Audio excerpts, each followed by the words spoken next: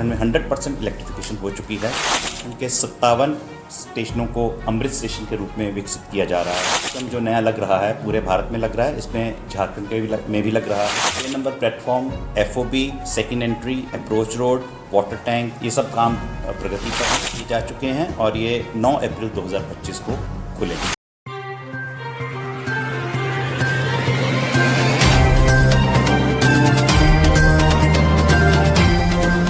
है कि झारखंड के लिए क्या है, तो झारखंड के लिए जैसा कि माननीय रेल मंत्री जी ने भी आप सबको बताया कि एक तो सबसे पहले ये 100% इलेक्ट्रीफाइड स्टेट है। झारखंड में 100% इलेक्ट्रिफिकेशन हो चुकी है। पिछले 10 वर्ष में 2014 से लेकर अगर हम काउंट करें तो 1311 किलोमीटर का नए ट्रैक्स झारखंड में बिछाए गए हैं, जो कि एक रिकॉर्ड है। 2014 से लेकर अब तक 943 किलोमीटर का इलेक्ट्रिफिकेशन किया गया है। इस समय झारखंड के 34 प्रोजेक्ट जो कि 3251 किलोमीटर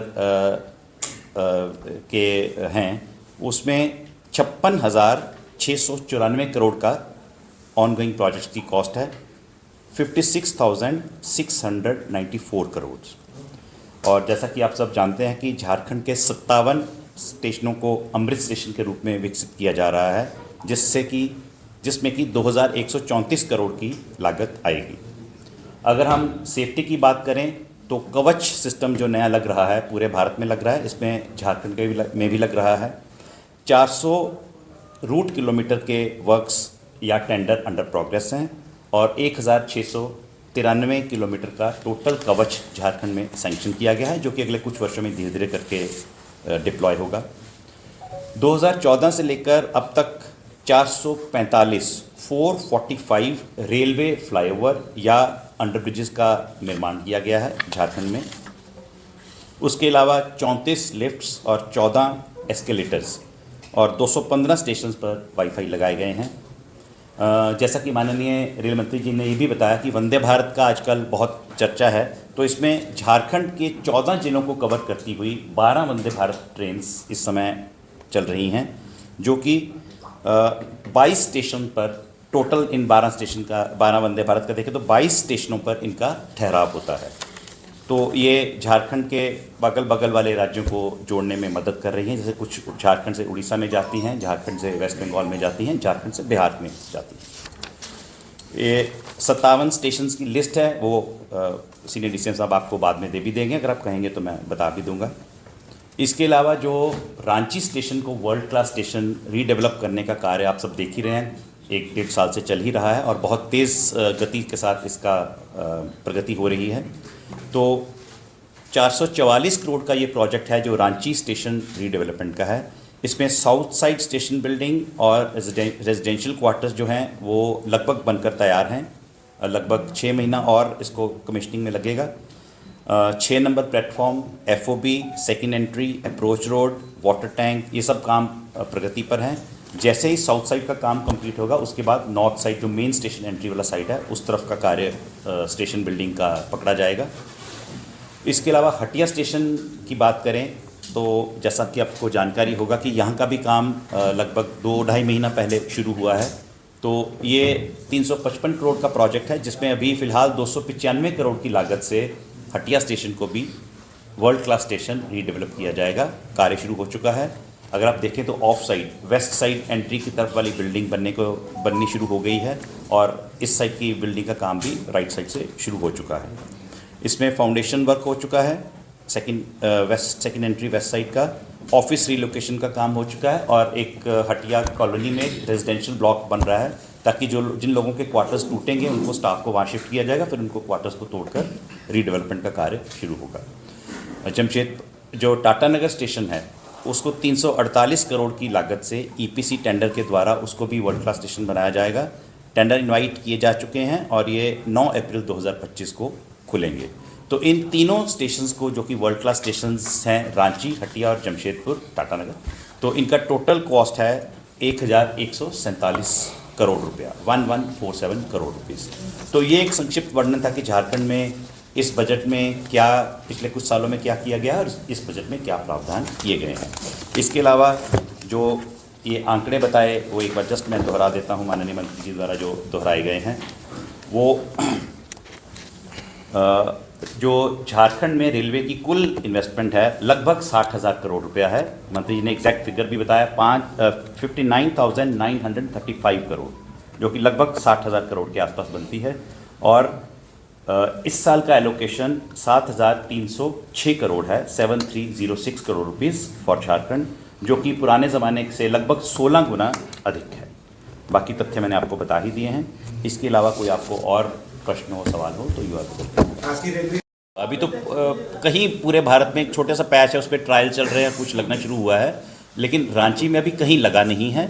अभी टेंडर हुआ है, सैंक्शन हुआ है, उसको लगने में 1.5-2 साल लगेंगे। वो मैंने आपको बताया ना,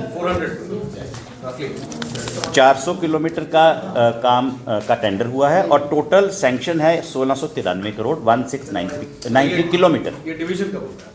झारखंड का। अच्छा, झारखंड जी। सर 1693 विस्तार से बता पाएंगे सर कवच? जी। कवच कैसे काम करता है? आई थिंक वो कवच के बारे में डिटेल्ड अगर आपको टेक्निकल इन्फॉर्मेशन चाहिए तो आप हमारे चैम्बर में आ सकते हैं बाद में, लेकिन अगर ब्रीफ में बताना चाहे तो कवच एक ऐसा सिस्टम है जो हर लोको में लगा रहेगा, जो कि लाल सिग्नल को उस लोको को पार करने से रोकेगा और दोनों ट्रेनों की आपस में आमने सामने या रियर एंड कोलिजन को अवॉइड करता है, ताकि उस कवच सिस्टम लगा होने से अपने आप उसमें लोको में ब्रेक लग जाता है। वंदे भारत सुनने में होता है एक जो सबसे मेजर प्रॉब्लम है, जो रांची से लोहरदगा ट्रेन आती और जाती है लेबर्स को लेकर, जमाने से 11 बोगियां ही है उसमें, मजदूर बोरों की तरह लग गया। कर दीजिए मजदूरों पर। रांची लोहरदगा में वो जो गाड़ी है 12 कोच की मेमू है ना, 12 कोच की, उसमें अभी वो दिन के 3 फेरे लगाती है, 3 पेयर्स ट्रिप लगाती है। एक तो हमारी चेष्टा है कि उसको हम 16 कोचेस की किया जाए। हम काफ़ी देर से प्रयासरत हैं, हमने मुख्यालय को कहा भी है, लेकिन उसका क्या है कि वो जो रेक लिंक होता है, ये नहीं कि ऐसे ही चलती है रांची लोहरदगा के पीछे चलती है, वो काफ़ी जगहों पे उसका वो सर्किट होता है। पूरे सर्किट में 16 कोच के लिए 16 कोच लेंथ वाले प्लेटफॉर्म सब जगह नहीं है, और इसको वापस मेमू शेड जाना होता है जो कि संतरागाछी है। तो अभी उसके ऊपर काम चल रहा है, विचार विमर्श चल रहा है, तो कभी होगा। सर एक सवाल नहीं है, जानकारी चाहिए थी जी। कि महाकुंभ को लेकर कुछ दिन पहले एक खबर आई थी कि जो स्पेशल ट्रेन गुजर रही थी रांची से 5 ट्रेन जा रही है, एक मुरी से, एक 4 यहाँ से, क्या भीड़ को देखते कुछ रोकने का भी कुछ बीच में कुछ रांची मंडल भीड़ को देखते हुए कुछ रांची ऐसा आदेश आया कि रुका गया है कि खुद निकले स्पेशल ट्रेन ना चला जाए भीड़ को देखते हुए? नहीं, ऐसा कोई प्लान नहीं, ऐसा कोई जानकारी प्लान नहीं। कहाँ अतिरिक्त कोच जोड़ा गया है बनारस वाली ट्रेन? रांची से जो ट्रेन खुल रही है दक्षिण भारत के लिए, रांची से होकर गुजर रही है, वो दोनों ट्रेनों में स्लीपर क्लास की स्थिति काफ़ी ख़राब है, साफ़ सफाई की व्यवस्था भी नहीं है, और जो क्षमता है उससे कम से कम 2 गुना 3 गुना लोग जो हैं उसमें जर्नी करते हैं, और काफ़ी ख़राब स्थिति है। देखिए, ये थोड़ा सा ये सेंसिटिव होता है इसलिए कि इसमें डिमांड एंड सप्लाई का आता है। जैसे बहुत सारे लोग जाना चाहते हैं, उतनी अभी क्षमता फ़िलहाल उस तरफ हमारी डबलिंग हो रही है, अभी वो डबलिंग नहीं हुई, तो इसलिए कम गाड़ियाँ हैं, तो ज़्यादा लोग उसी गाड़ियों में ट्रैवल करने की कोशिश करते हैं। अगले लगभग 1-1.5 साल में हमारा ये डबलिंग जब कंप्लीट हो जाएगा, लगभग 126 किलोमीटर में से 123 किलोमीटर में से 100 किलोमीटर डबलिंग हो चुका है, बस वो छोटा सा पैच बचा है कनरवा, टाटी, परबतौनिया वाला। जब वो डबलिंग कंप्लीट हो जाता है तो साउथ के लिए और गाड़ियाँ चलेंगी, तो फिर ये समस्या का हम आशा करते हैं कि समाधान हो जाएगा और गाड़ियाँ उस तरफ जा पाएंगी, सेक्शन कैपेसिटी बढ़ेगा। तो जनरल टिकट लेके भी स्लीपर में यात्रा कर सकते हैं क्या लोग, इस तरह ट्रेन में करते हैं? नहीं, वो परमिटेड नहीं। वो तो लगातार हो रहा है वो बात। नहीं तो उनको पेनल्टी लगेगी, पेनल्टी लगती है उनको, हम लोग उतार भी रहे हैं लोगों को। सर कुंभ जाने के लिए सर उसका जो अप्रोच रोड है वो आपके बजट से है या स्टेट के बजट? नहीं जी, वो अप्रोच रोड स्टेट गवर्नमेंट बना रहा है। हम स्टेट गवर्नमेंट के साथ पूरा तालमेल रखकर जैसे जैसे हमारा डेवलपमेंट हो रहा है उस तरफ उनका अप्रोच रोड है, वो स्टेट गवर्नमेंट का अप्रोच रोड है। एक अप्रोच रोड है जो एक नया ROB हम बना रहे हैं रांची स्टेशन के ऊपर, जो IOC साइडिंग्स को इधर जोड़ेगा। नया ROB एक बनना शुरू, आपने देखा होगा बनना शुरू हो चुका है। उस ROB से लेकर जो स्टेशन वाला रोड है, एक 36 मीटर चौड़ा रोड है, एक 60 मीटर 36 फुट और 7 फुट चौड़ा सड़क है, वो रोड्स हम बना रहे हैं। लेकिन जो उस तरफ से नेपाल हाउस साइड से आ रहा है वो रोड राज्य सरकार है। उसी का दूसरा पार्ट है, उसका चौड़ीकरण क्या है, होना है क्या, होना है तो कितना? वो झारखंड राज्य सरकार को हम उनके निरंतर टच में हैं। तो अभी तो रोड आपने देखा होगा, उसमें कुछ पुल बन के रोड का उस पर काम चल भी रहा है, और चौड़ा होना हो जो रेलवे के ट्रैक किसी का कुछ जमीन का अड़चन है कि वो जमीन उसको मिल नहीं पा रहा है, वजह से कनेक्टिविटी नहीं हो पा रही। फिलहाल जितना ज़मीन रेलवे के पास अपना ज़मीन है, हम उसी में अपना सेकंड स्टेशन बिल्डिंग बना रहे हैं। जैसा हमको जो हमारा भी सैंक्शन कॉस्ट है उसमें जितना फंड प्रोवाइड किया गया उस हिसाब से हम निर्माण कार्य कर रहे हैं। अगर हमको फ्यूचर में और भी ज़मीन की आवश्यकता होगी, जैसे कि अगर मिल जाएगी ज़मीन तो हम और भव्य एंट्री बना पाएंगे, लेकिन फ़िलहाल वो ज़मीन हमको नहीं मिल पाया है, उसके लिए हम प्रयासरत हैं। अगर मिलेगा तो और ज़मीन तो उस हिसाब से उसको और बढ़िया और बड़ा बनाएंगे।